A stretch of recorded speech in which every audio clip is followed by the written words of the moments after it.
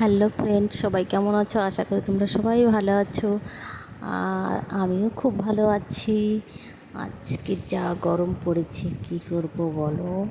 তাই ভাবছি আমাদের পাশের বাড়ির কাকু পেয়ারা এনে দিয়ে গেল। কী করবো, এমনিতেও আমি অত পেয়ারাটা ভালো খাই না।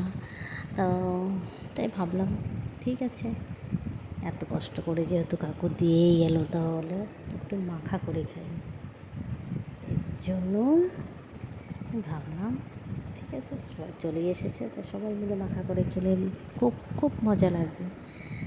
এর জন্য ঘরে শসা ছিল, শসা দিয়ে কাঁচা লঙ্কা দিয়ে তার মধ্যে কী বলো তো, পেয়ারা মাখাটা শসা দিয়ে যদি খাওয়া যায় তার মধ্যে একটু লেবুর পাতা পেয়ারা মাখার মধ্যে দিবে।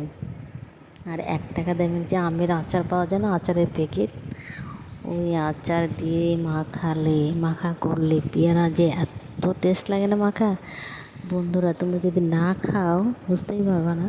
এমনি তো পেয়ারা মাখা খেতে তো খুবই ভালো লাগে, কিন্তু মাখা করে দোকান থেকে মাখা কিনে এনে খেলে তার মানে যতই ভালো লাগে, ঘরের মাখা আর দোকানের মাখা তো রাত দিন পার্থক্য।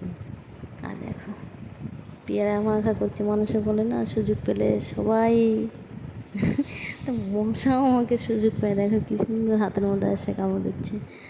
আর লঙ্কার গুঁড়ো আর ওই 1 টাকা দামের আমের আচার দিয়ে পেয়ারা মাখা করে খেলাম, কি মজা। বন্ধুরা, তোমরা ভেবে মাখা করে খাও, দেখো খুব ভালো লাগবে।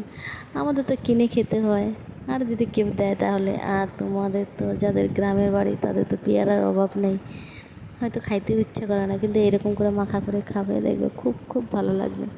আর বেশি কিছু তো না, খালি একটু সর্ষাটাই বাড়তে। আর যদি সর্ষে বাড়তে না ইচ্ছে করে, 5 টাকা দামের গুঁড়া প্যাকেট পাওয়া যায় না, গুঁড়া প্যাকেট দিয়েও মাখা করলে খুবই ভালো লাগে, কিন্তু তার সাথে একটা আচার লাগবে। এত তো টক বেশি ভালো খাই না, এর জন্য আমি 1 টাকা দেবেন মিষ্টি আচারের প্যাকেট, আমের আচার, ওটা দিয়ে মাখা করে খেলাম, খুব খুব মজা। তোমরা খেয়ে দেখো, খুবই ভালো লাগবে, অসাধারণ। Bye, tata.